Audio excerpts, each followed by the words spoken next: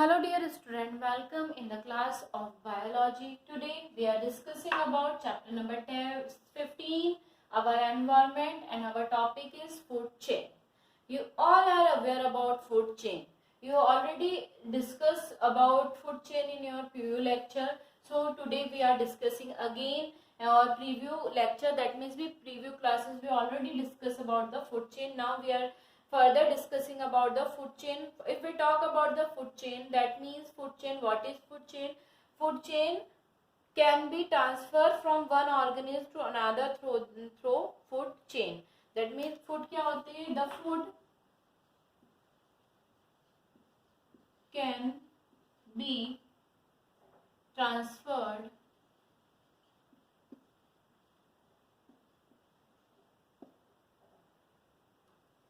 from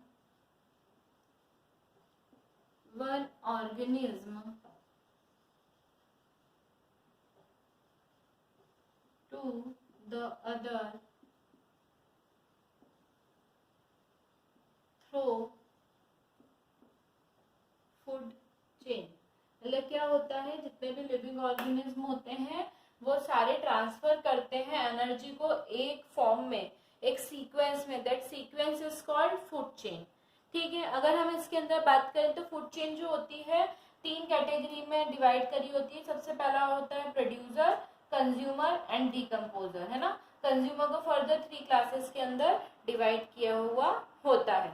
suppose अगर हम बात करें, एक फील्ड की बात करते हैं हम, है ना, तो उसके अंदर क्या होता है, एक लिविंग कम्युनिटी क्या होती है, अपनी एनर्जी को ट्रांसफर करती है एक ऑर्गेनिज्म से दूसरे ऑर्गेनिज्म में. दैट मीन्स प्रोड्यूसर कंज्यूमर को अपनी एनर्जी क्या करेगा, ट्रांसफर करेगा. इसी तरीके से कैसे होते हैं, जैसे हम एक ग्रासलैंड इकोसिस्टम की बात करते हैं. ग्रास हुआ, ग्रास कौन था, प्रोड्यूसर था. उसने को किसने खाया, डियर ने खाया, जो कैसे नेचर का था, हार्बिवोरस नेचर का. और उसको किसने खाया, लॉयन ने खाया. लॉयन कैसे नेचर का था, कार्निवोरस नेचर का, है ना. तो ये क्या हुआ, एनर्जी इस पे गई, इसने खाई, इसकी एनर्जी इसने ली, है ना. ऐसे एनर्जी क्या हो रही है, एक चेन के फॉर्म में ट्रांसफर हो रही है. That is called what, food chain.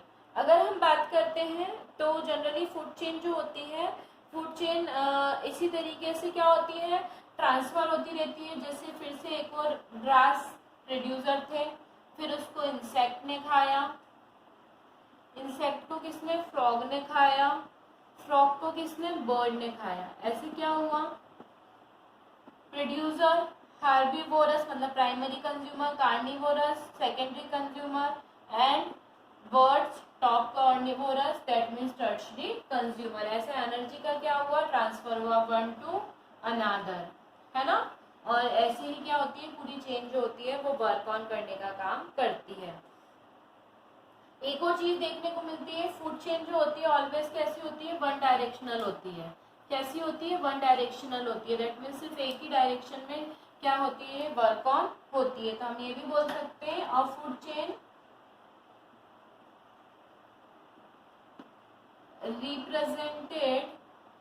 Represent a single direction.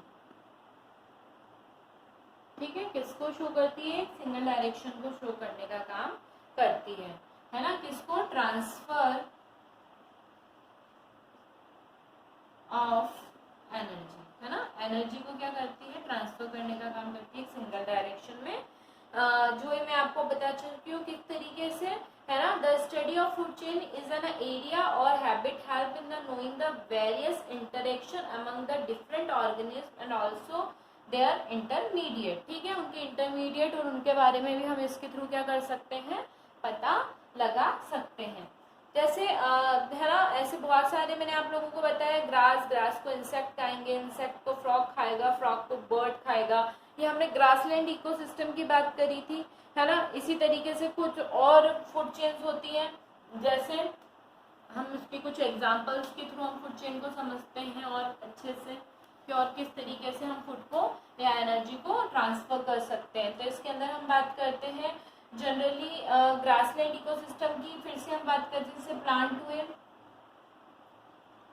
Plant को कौन खाएगा, वर्म्स खाएंगे, वर्म्स को कौन खाएगा, बर्ड खाएंगे, और बर्ड को कौन खाएगा, कैट खाएगी, है ना। तो ये तो क्या हो गए, प्रोड्यूसर हो गए, ये कौन हो गए, हार्बीवोरस हो गए, है ना।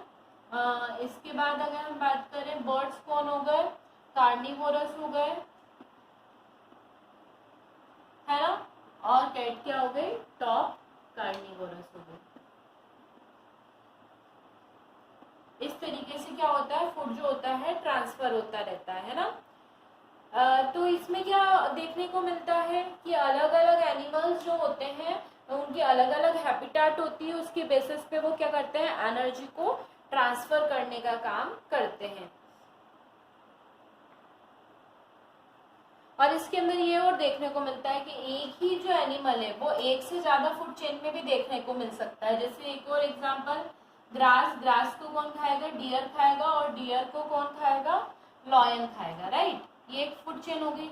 अब दूसरी क्या होगी, ग्रास हो गए, ग्रास को कौन खाएगा, फिर से डियर खाएगा, और इस डियर को कौन खाया जाएगा, जैकल खाया जाएगा। ये अलग अलग फूड चेन्स है, पर है ना फूड चेन्स के मेंबर बहुत सी बार कैसे हो सकते हैं, सिमिलर हो सकते हैं। एक animal different type of food chains को भी क्या कर सकता है, शो कर सकता है, ठीक है। यही वे में, इसी पैटर्न में क्या होता है, हमारी बॉडी के अंदर लिविंग ऑर्गेनिज्म जितने भी होते हैं, not only human, some other plant, some other animal, इनके अंदर क्या होता है, एनर्जी का ट्रांसफॉर्मेशन देखने को मिलता है। और इसी के साथ हमारा टॉपिक फूड चेन जो होता है वो फिनिश होता है। Now we are discussing about food web, है ना। इसके बारे में भी आपने प्रीवियस लेक्चर्स के अंदर पढ़ रखा है। अगर हम फूड वेव की बात करते हैं तो वेव नाम से पता चल रहा है जाल, वेव का मतलब क्या होता है, जाल। यहाँ भी क्या होता है, बहुत सारी फूड चेन जो होती हैं वो जाल के फॉर्म में एक दूसरे से क्या होती है, को जॉइंट होती है, इंटर कनेक्टेड होती है, उसको बोला जाता है फूड वेव। तो हम इसकी बात करें तो the inter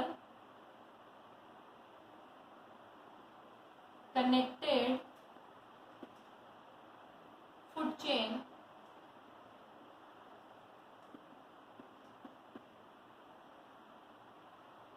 operating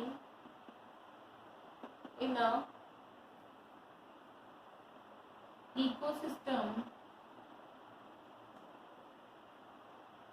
which establish a network